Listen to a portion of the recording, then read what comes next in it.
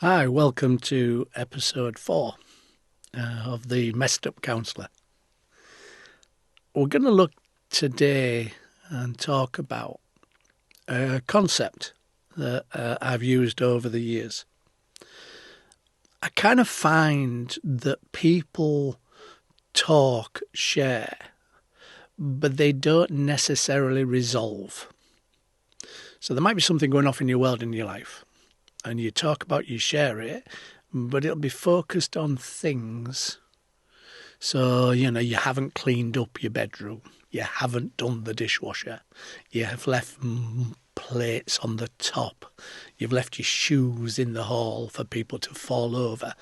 So for me, those are all things. So I call them what's. When we share, when we talk, when we explore, we usually use random things to understand what it is that's upsetting us.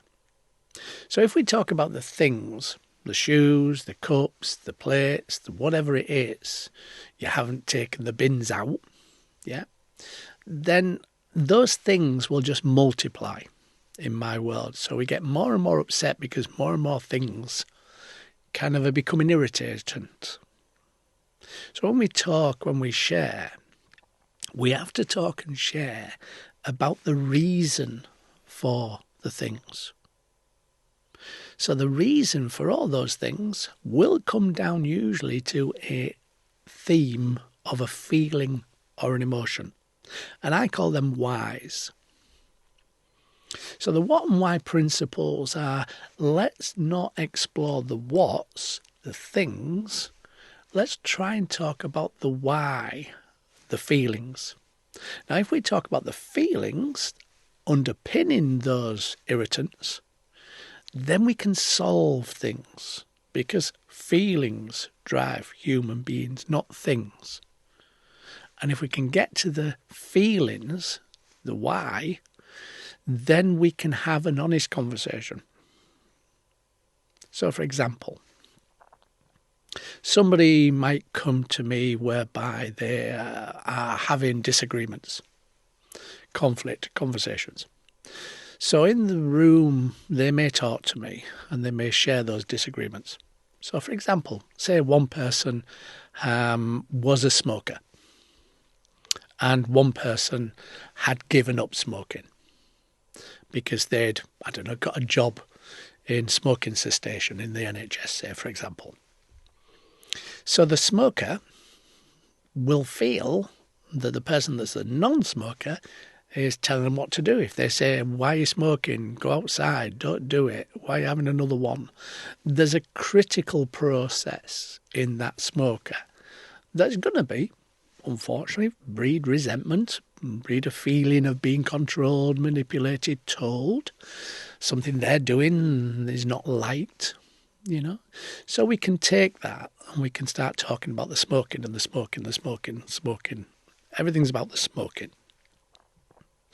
Well, in fact, actually, if we take the reason for that conversation from the other person's point of view, say they have seen people who have got ill through smoking, died through smoking, been disconnected from families through smoking.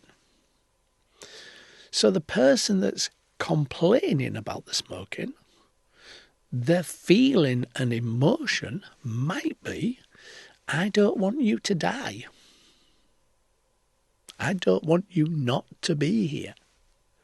I'm feeling very insecure and very emotionally disturbed because I care about you, because I want you to be in my world and my life. And there's a possibility that you're doing something that could create a process whereby you won't be. Now, instead of talking about those kind of insecurities and vulnerabilities, we talk about the smoking.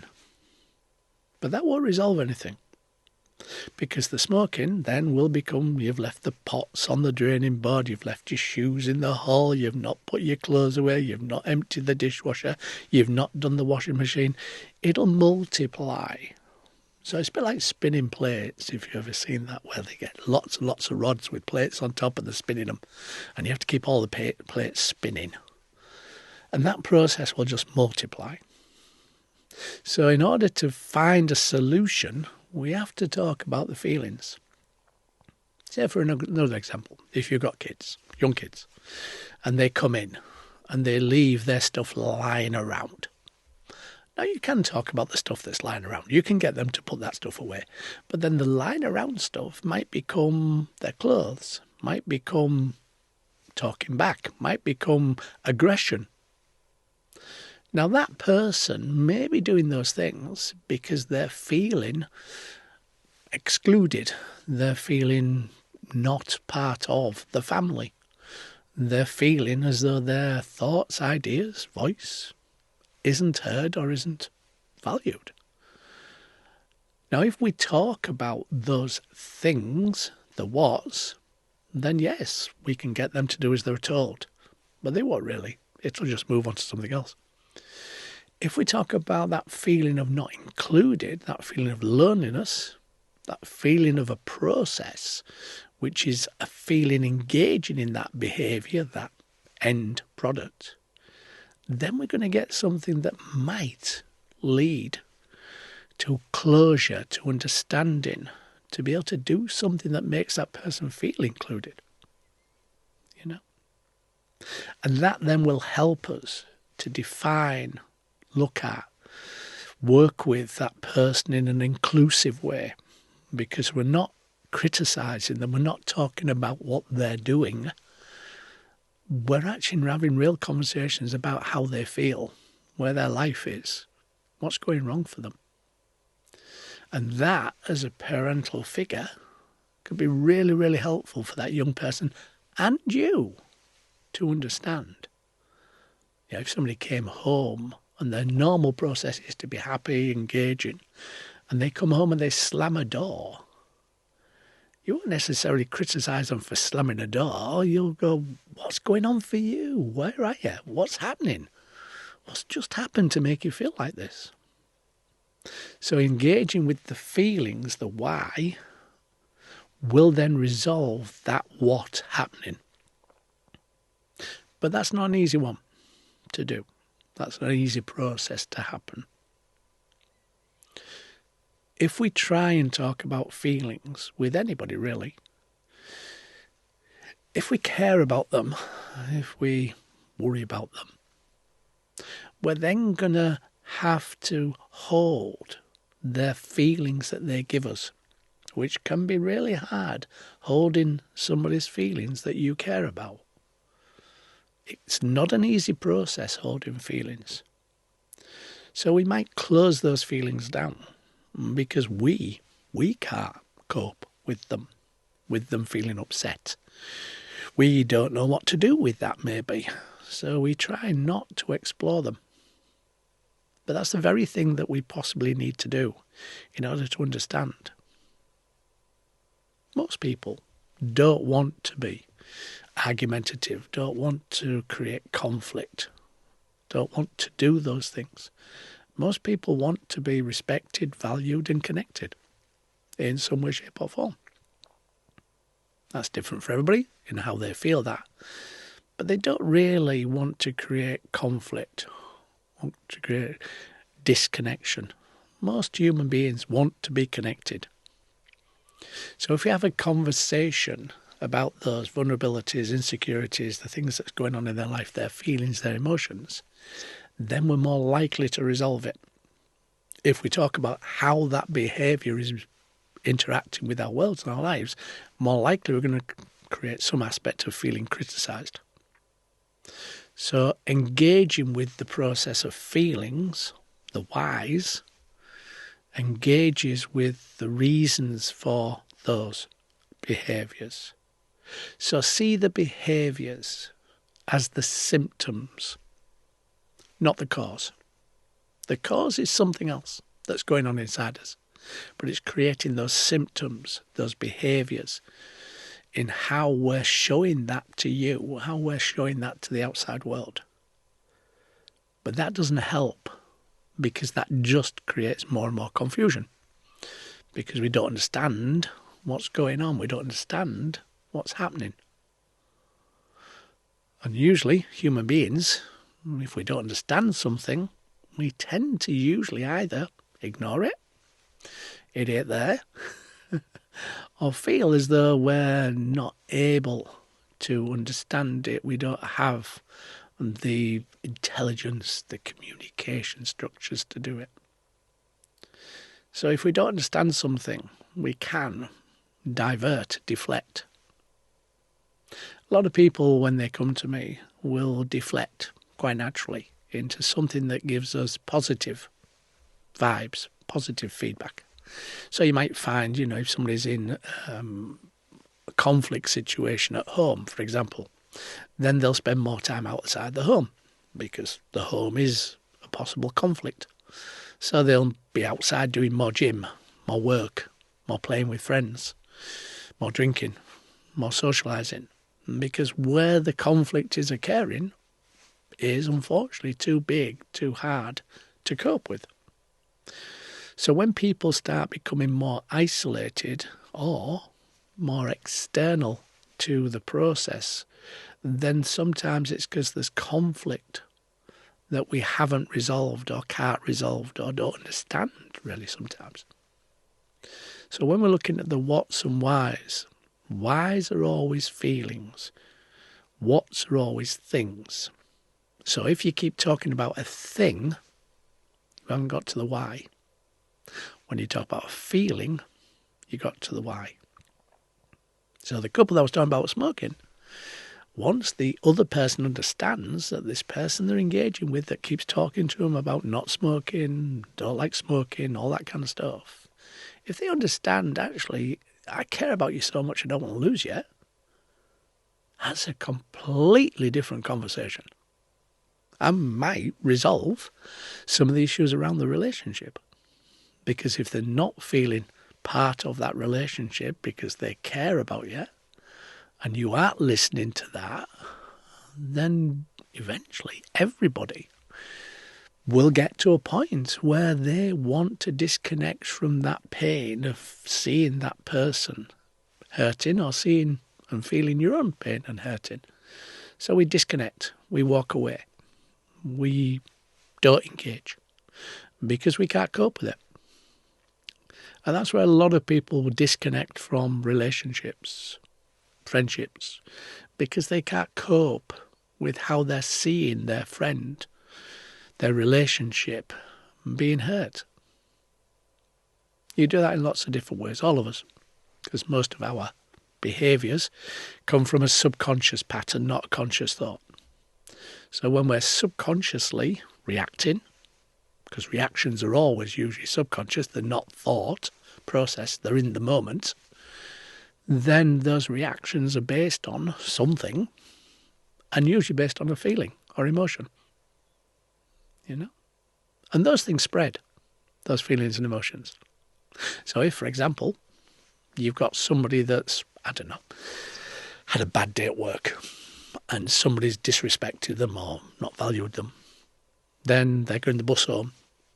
When they get into the bus, they might just, not want a conversation with the driver of the bus. And they may be very gruff or very detached or very surly, kind of growl stuff. So that process has come onto the bus. Now that person who's paying for the bus fare walks off, gets the seat. But the driver might go, what was all that about? Why were they like that for me? I wasn't like that with them. And they may then have some of those emotions, disturbances, processes going on. So they get 3 or 4 of them in a day, maybe 20 in a day. I've never been a bus driver, but I would imagine they don't get too many connections that are, respectful and valuing. And they go home, and all that stuff is inside them. And they walk through their door with their partner or their family or their friends, and they go,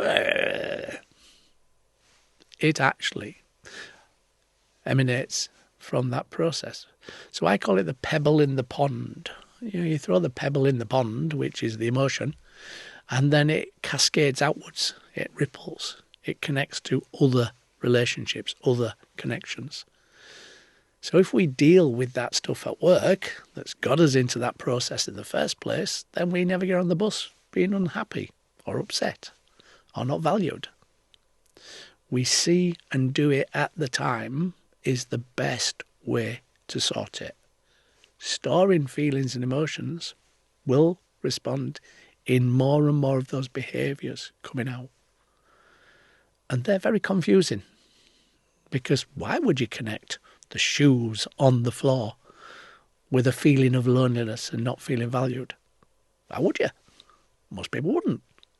They'd just see the shoes on the floor and remonstrate with that person. You've left your shoes on the floor again. You know? That process means that you'll never solve it.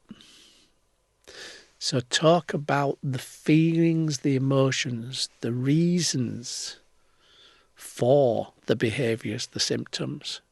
Will give you more chance to try to understand it and try and work with it. And that feeling, the emotions, will sometimes give you more of an input into their world, which, generally speaking, will connect you more. Young people don't usually want to create awkward processes. They usually want to be connected. I'll say to parents, for example, when they're having problems with their kids. And kids are never a problem. Sorry, parents. The kids are never a problem. It's usually the parental relationship or the stuff that's going around that creates a process where the child and the young person feels as though they're feeling not included, not respected or valued. So they create a behavioural process that says, I'm not feeling good at the moment.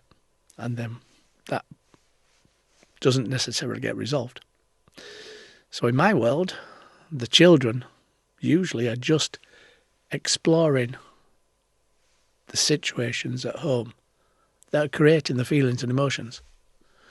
They then react to and utilise that process in order to send signals out, if you like, that I'm not happy about this. So they become disruptive. They become argumentative. They become a channel for that emotion that's actually inside the household, but nobody is dealing with it. So one person, usually, will utilise that and show the other people in that family that things are not right. Used to be in my day, they would be called the black sheep of the family. The person who was always the negative, the person who was always doing the problem. Well, usually that person was a really intuitive person who understand all the feelings and emotions going on in the house, and they externalised it.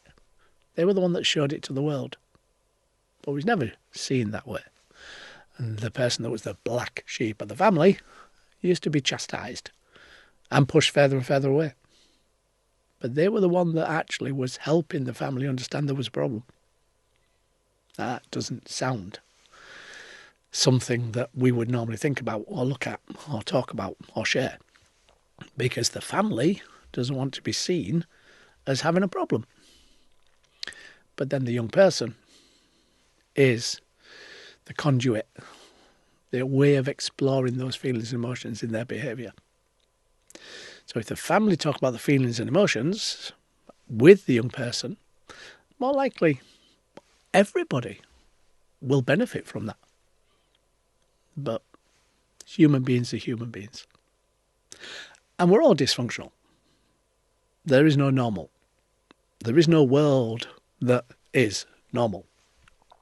The society normal, what the society believes is okay or not okay, but we as individuals, there is no normal. The more we try and find a normal, the more it evades us, because that's not our normal. That's the society, the family, the organisation normal that we have to adhere to, or not, as the case may be. So don't look at the whats. Look at the whys. You will solve it faster, quicker, more successfully. And everybody then engages and nobody feels pushed out. Nobody feels separate or disconnected from. Hopefully that made sense. It's in the book that I wrote. So if you do need to come back to any of these things that I discuss on the podcasts, go on to the Amazon site, and the book Why Do We Do That and What Do We Do About It, which was my first book, will give you some insights into how to resolve these things, how to change these things. Don't let them develop, escalate. They won't get better on their own without some form of interaction. But looking at the feelings and not the things is a good start. I'm Ian Wallace. I'm the Messed Up Counsellor. Take care. Look after yourself.